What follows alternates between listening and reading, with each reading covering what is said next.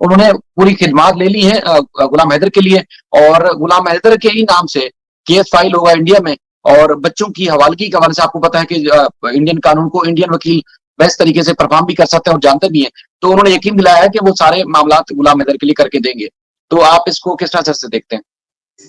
देखिए, इंसार बर्नी साहब का जो नाम है वो नाम ही काफ़ी है, जिस तरह से आपने कहा। और जब से वो इस केस में आए हैं, और उस वक़्त ये बात क्लियर थी कि अब ये केस बड़ी राइट डायरेक्शन में जाएगा। तो मैं ये समझता हूँ कि इंसार बर्नी साहब ने कहा है तो अब इस केस में बहुत जल्द बहुत बड़ा चेंज आने वाला है। और आने वाले वक़्त में आप देखेंगे कि वो जो एडवोकेट हैं भारत में, वो अपीयर होंगे और वो जाके लिटिगेशन का स्टार्ट करेंगे, और वो गुलाम हैदर के बच्चों को सेव करने के लिए वहाँ पे मुकदमा जो बनते हैं, जो लिटिगेशन बनती है गुलाम हैदर के बच्चों को कौंसल एक्सेस दिलाने के लिए और दीगर, वो सारा करेंगे। तो इसमें जब से इंसार बर्नी साहब आए हैं, रोशन अजीम साहब ने भी अपना रोल प्ले किया है, लेकिन जब से इंसार बर्नी साहब की अगर मैं बात करूं, तो अगर जो लोग उनके बारे में नहीं जानते तो उनको उनकी प्रोफाइल पढ़ लेनी चाहिए, क्योंकि वो पहले भी इस तरह के केसेस, बहुत सारे केसेस सॉल्व कर चुके हैं और उन्होंने, उनका बहुत ज्यादा एक्सपीरियंस है। और वो इस मामले को, मेरा ख्याल उनसे बेहतर मजीद कोई नहीं समझ सकता, और वो इस मामले को जिस तरह से हैंडल करना है वो समझते हैं।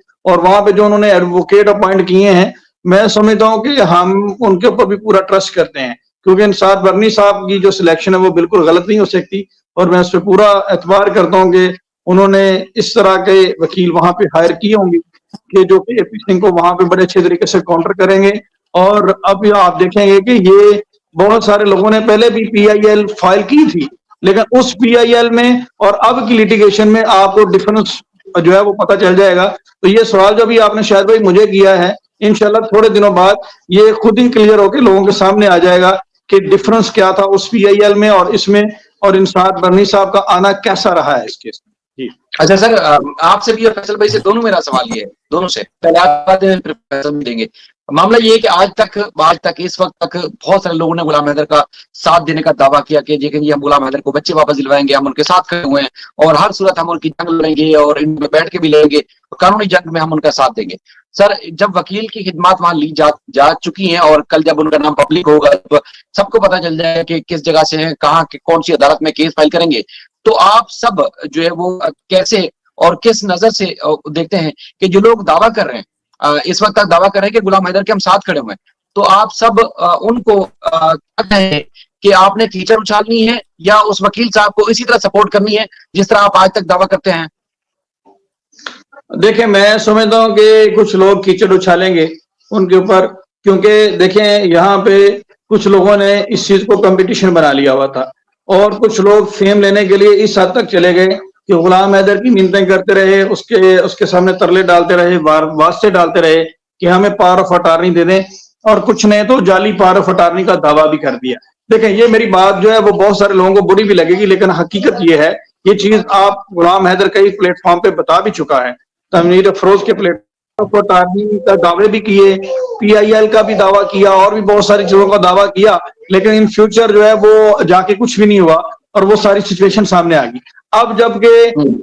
असली एडवोकेट आ गया है, एक सही बंदा आ गया जो सही तरीके पे लिटिगेशन फाइल करेगा, तो उससे जो वो लोग हैं उनकी दुकानदारी पे फर्क पड़ेगा। ठीक है, तो वो एक हसरत का एलिमेंट उसमें आएगा, क्योंकि वो कंपटीशन में ले बैठे थे इस चीज को, और इसमें फर्क आएगा। लेकिन मैं यही कहूंगा कि जो अच्छे तरफ के लोग होंगे, जो फेयरली गुलाम हैदर के साथ चल रहे होंगे, वो इस चीज का खैर मकदम करेंगे और उसको सपोर्ट करेंगे और इस चीज को अप्रिशिएट करेंगे। तो ये पहले भी कुछ लोग, कुछ चेहरे एक्सपोज हुए थे, तो अब ये जो मोहतरम एडवोकेट साहब आए हैं, इनके आने के बाद मजीद चीजें और क्लियर। अच्छा रामेश साहब, सर मैं ऑन बिहाफ ऑफ गुलाम हैदर और वैसे अपने जाती तौर पर भी मैं वैसे उन सब लोगों को जो इस केस से जुड़े होने का दावा करते रहे, पर्सनली रिक्वेस्ट कर रहा हूँ कि वाकई ही आप लोगों ने अगर साथ देना है या थोड़ी सी इंसानियत बाकी है, जो बीच में अपने रास्ते भी तब्दील कर चुके हैं, बीच में आपने जो है कीचड़ भी उछालते रहे, पार्टी में बदली, लेकिन उनसे पर्सनली मैं रिक्वेस्ट करूंगा कि खुदा के लिए अब थोड़ा सा इंसानियत दिएगा, आपने अब साथ देना है। ठीक है, आप वकील नहीं, आपको गुलाम हैदर ने वकील नहीं किया, आपको किसी और ने वकील नहीं किया, लेकिन इंसानियत के नाते आपने साथ जुड़े रहना, इसी तरह सोशल मीडिया पर आवाज बुलंद करते रहना, ना कि उस वकील के काम में भी मुदाखलत करें, खलल डालें और रुकावट बने, या किसी और चीज में जाके आप लोग परेशानी क्रिएट करें। तो मेहरबानी करके थोड़ा सा वो एहतियात करनी है। तो आप सब दोनों इस बारे में क्या कहते हैं? देखें, मैं तो यही बात करूंगा कि जो लोग यहाँ से फैसला हो जाएगा कि कौन कौन जो है वो गुलाम हैदर के साथ सिंसेर है, और अगर कोई शख्स चाहता है कि वो उसमें कंट्रीब्यूट करे या उसकी मदद करे, तो वो बगैर एडवोकेट के भी कर सकता है। आप देखें, आप वकील हैं, आप वकील तो नहीं है, आप जर्नलिस्ट हैं। इसी तरह से मैं यही कह रहा हूँ कि जो लोग बड़े बड़े दावे कर रहे थे, उन्हें चाहिए कि शाहिद भाई ने जिस तरह से कहा कि अब एक साथ होकर हमें उन सब का ये कॉमन मैटर है, कॉमन ये एक पर्पज है, तो इसको चाहिए कि इस केस को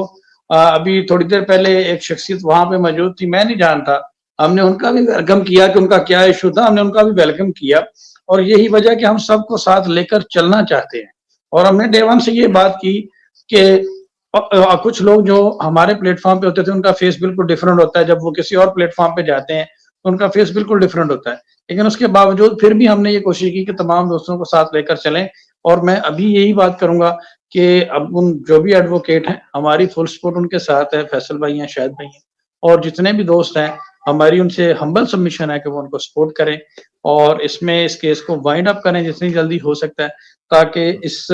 मामले को खत्म किया जाए। और मुसलसल एक टॉपिक पे बात करते करते हम भी चाहते हैं कि ये किसी कंक्लूजन की तरफ जाए, और वो इसीलिए मुमकिन होगा, वो आप लोगों की सपोर्ट से मुमकिन होगा, और जो हमारे वहाँ पे भाई एडवोकेट हुए हैं वो उसमें मजीद एफर्ट करेंगे और इंसाफ पर हिसाब करेंगे। अच्छा, रिक्वेस्ट यही है कि भाई आप सबसे, आपने अगर इतने अरसे तक बर्दाश्त किया है, इतने अरसे तक अगर आप साथ रहे हैं, तो ये चंद दिन की बात है। अब आप सबने साथ देना है, आपने एपी सिंह नहीं बन जाना है, आपने कोई मीना, सचिन मीना या नेत्रपाल नहीं बन जाना है, आप सबने सपोर्ट करना है गुलाम हैदर के वकील को और आपने साथ देना है। देखिए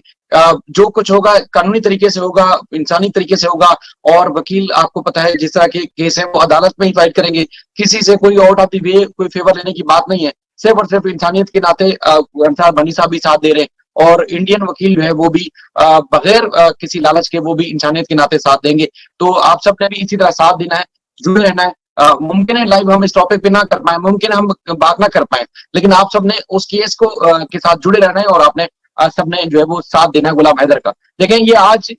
कल परसों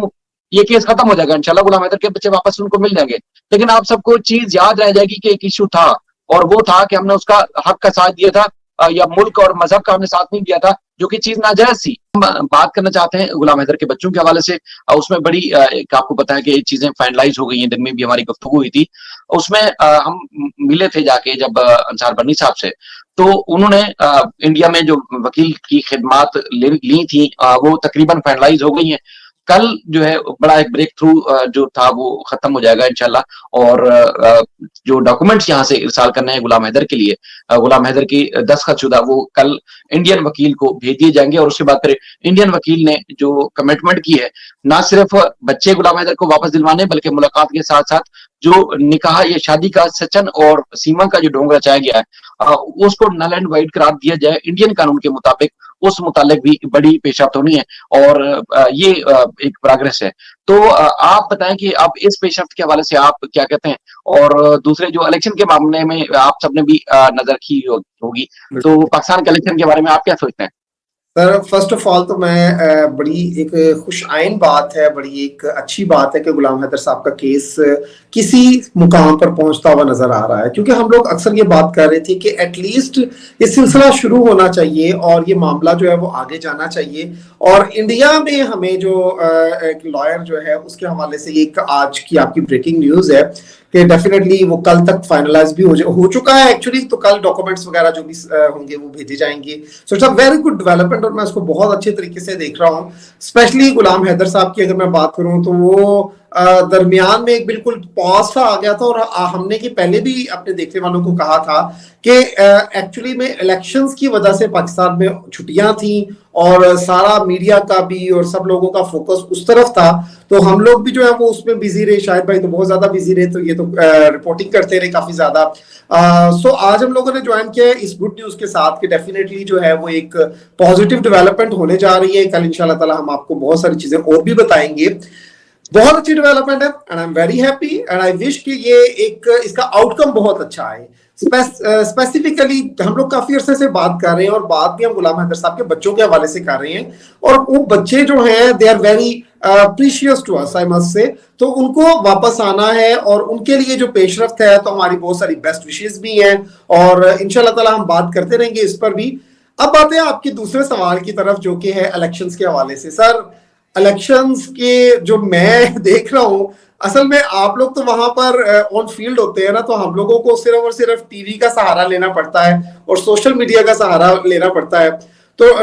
टीवी पे जो टर्न आउट रहा, जो दिख रहा था, और जो मेरी फोन पे अपने रिलेटिव से बात हो रही थी, तो मोस्टली लोगों का जो रुझान था वो तो आपको पता है किस तरफ था। वो इंडिपेंडेंट जो जीते हैं तो हमें उसका बड़ी बखूबी अंदाजा हो गया है। इवन मेरे घर वाले जो थे वो भी सारे, मैं फोन करके पूछ रहा था, हाँ भाई क्या किया है, तो यही था फोकस के जो है ना वो उस तरफ वो वोट कास्ट किया है, और उसका हमें टर्न आउट नजर भी आया है। आप देखिए कि कितनी बड़ी ज्यादा तादाद में जो है वो सीट्स लोगों ने विन की हैं।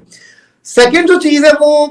मुझे एक चीज मैं समझता हूं कि कोई भी गवर्नमेंट आए और वो सादा अक्सरियत से आए, 2/3 की अक्सरियत से आए, ताकि उसके पास पूरा होल्ड हो डिसीजन लेने का, जो कि कभी भी नहीं होता, बहुत कम शायद हमें देखने को मिलता है पाकिस्तान के इलेक्शंस के हवाले से। तो गवर्नमेंट को स्ट्रॉन्ग होना चाहिए, गवर्नमेंट को बैक नहीं कर रहे होना चाहिए कि भाई कोलेशन कर लो, ये मैं तुम्हें दे दूंगा, वो मैं तुम्हें दे दूंगा, इस तरह नहीं होना चाहिए। पावरफुल होना चाहिए और तमाम जितने भी हमारे इंस्टीट्यूट है उनको उनको सपोर्ट करना चाहिए उनकी उस गवर्नमेंट में, कोई भी आए। अपार्ट ऑफ दैट मैं ये कहता हूं कि एटलीस्ट 5 साल